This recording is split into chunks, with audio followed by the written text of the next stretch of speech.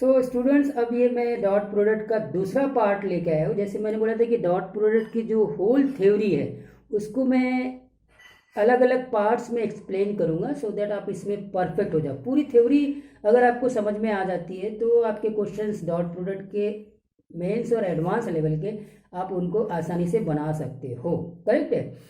तो अभी last video में हमने दो इंपॉर्टेंट पॉइंट्स देखे कि तो डॉट प्रोडक्ट का डेफिनेशन देखा कि अगर वेक्टर ए और vector B non zero vectors है तो उनका डॉट प्रोडक्ट कैसे डिफाइन होता है, वो मैंने डेफिनेशन आपको पूरी तरह से वहाँ पे एक्सप्लेन किया। और वहाँ एक और पॉइंट को मैंने देखा था कि जो एंगल बिटवीन टू वेक्टर्स है जिसको हम कंसीडर करते हैं, उसके लिए क्या इंपॉर्टेंट कंडीशंस होनी चाहिए कि किसी दो वेक्टर्स के बीच में हम एंगल को मेजर्ड करें। वो कॉन्सेप्ट बहुत इंपॉर्टेंट है, अभी आते रहेगा। वो एंगल के कॉन्सेप्ट को तो आप पकड़ के रखिए, क्योंकि उस एंगल कॉन्सेप्ट के ऊपर मेंस लेवल और एडवांस लेवल पे क्वेश्चन आते हैं। Correct, fine. तो अब मैं इस दूसरे कॉन्सेप्ट पे ऊपर आ गया हूँ डॉट प्रोडक्ट के, कि अगर डॉट प्रोडक्ट दो वेक्टर्स का जीरो है तो क्या होगा। करेक्ट है, ठीक है सर। तो अगर मान लिया जाए ए और बी, मैंने बोला A and B are any two vectors, ठीक है। अभी मैंने नॉन जीरो वेक्टर्स नहीं बोला है, एनी टू वेक्टर्स। तो मतलब ये नॉन जीरो भी हो सकते हैं, जीरो वेक्टर्स भी हो सकते हैं। करेक्ट है कि नहीं।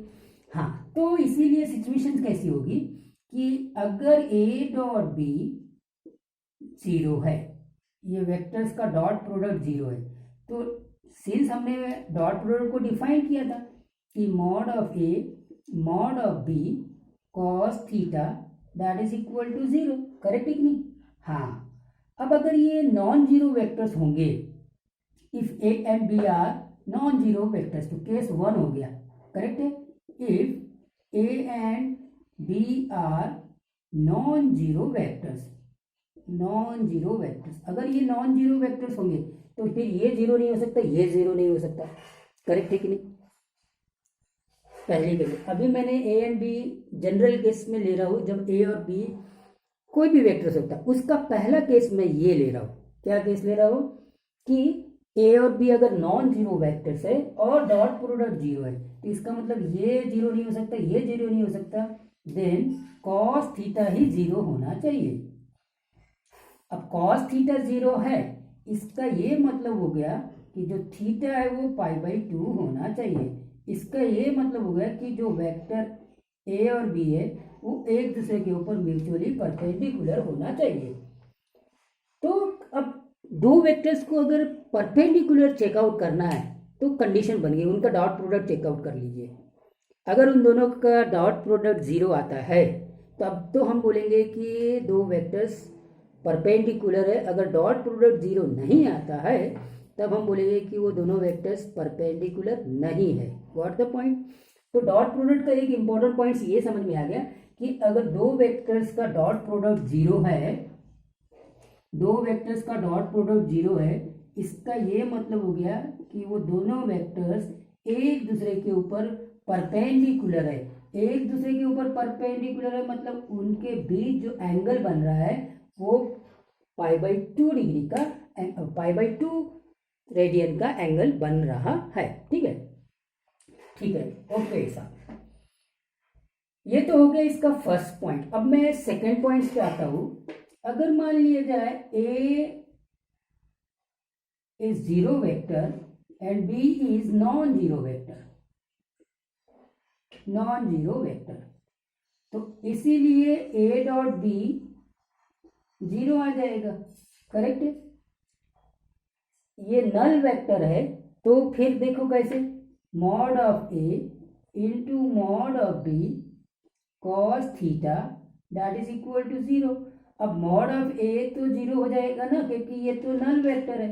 अब मॉड ऑफ बी चाहे कुछ भी हो जाए, कॉस थीटा कोई भी वैल्यू ले ले, अब इस पूरे में मतलब अगर जीरो से मल्टीप्लाइड करते हैं कोई भी अदर स्केलर क्वांटिटी को तो डेफिनेटली वो जीरो आता है।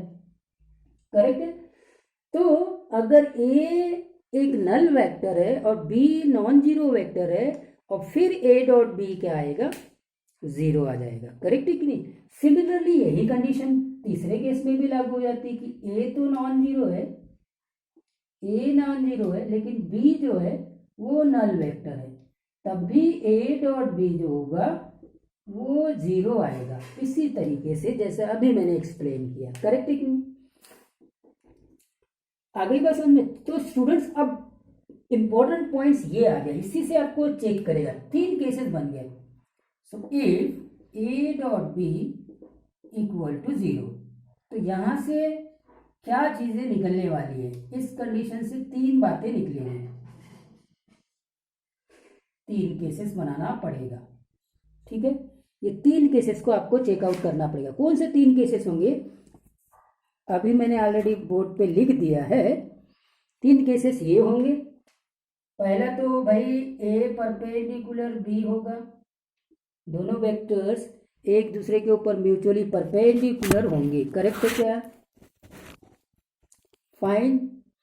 चलो, थोड़ा दिखने में विजिबिलिटी में प्रॉब्लम है तो मैं इसको यहाँ लिख देता हूँ, यहाँ लिख देता हूँ कि A dot B equal to zero है, तो यहाँ से 3 बातें होगी, 1 2 एंड 3। करेक्ट। पहला कि ए परपेंडिकुलर है बी पे, या ए और बी एक दूसरे के ऊपर परपेंडिकुलर है। दूसरा, ए नल वेक्टर होगा और बी नॉन जीरो वेक्टर। और तीसरा, बी नल वेक्टर होगा and a non zero vector होगा। ठीक, ये 3 इंपॉर्टेंट पॉइंट्स आपको पकड़ के रख लेना है कि अगर 2 वेक्टर का डॉट, अब क्या होता है ना कि ये जो डेप्थ के पॉइंट्स है हम हमेशा मिस कर जाते हैं। अब मैक्सिमम टाइम पे आपको 2 वेक्टर्स का डॉट प्रोडक्ट जीरो है, तो आप सिर्फ और सिर्फ यही आइडिया लगाएंगे कि वो दोनों वेक्टर्स म्यूचुअली परपेंडिकुलर है, मतलब उनके बीच का एंगल 90 डिग्री है, यही आप बोलेंगे। और आप इस 2 पॉइंट्स को मिस कर जाएंगे कि 2 वेक्टर्स का डॉट प्रोडक्ट भी जीरो आता है अगर दोनों में से कोई एक वेक्टर जीरो वेक्टर हो या नल वेक्टर हो। करेक्ट है? हाँ, तो भाई आपको ये तीनों इंपॉर्टेंट पॉइंट्स को ध्यान में रखते हुए बात करना। तो ये स्टूडेंट्स हमारा था डॉट प्रोडक्ट जब जीरो होता है तो क्या कंडीशंस हो सकती है, आप इसको नोट कर लीजिए। फिर हम, जैसे मैंने बोला था कि एक एक पॉइंट्स को मैं एक एक वीडियोज में डिस्कस करूंगा। आई होप दैट कि ये पॉइंट्स आपको क्लियर हुआ होगा। करेक्ट है? फाइन। तो इसमें एक और चीज़ को मैं जोड़ना चाहूँगा 1 2 3 के बाद में, इसी वाले पॉइंट्स में एक और चीज़। तो इसीलिए जो आई डॉट आई, ये जे डॉट जे, ये के डॉट के, ये हमेशा कितना आएगा बोलो? आई डॉट आई जे, नहीं sorry, I dot J, I dot J, J dot के और के डॉट आई, के डॉट आई, ये जीरो होगा। ये स्टैंडर्ड नोटेशन में, क्योंकि आई और जे और के एक दूसरे के ऊपर म्यूचुअली परपेंडिकुलर वेक्टर्स होते हैं कि नहीं होते?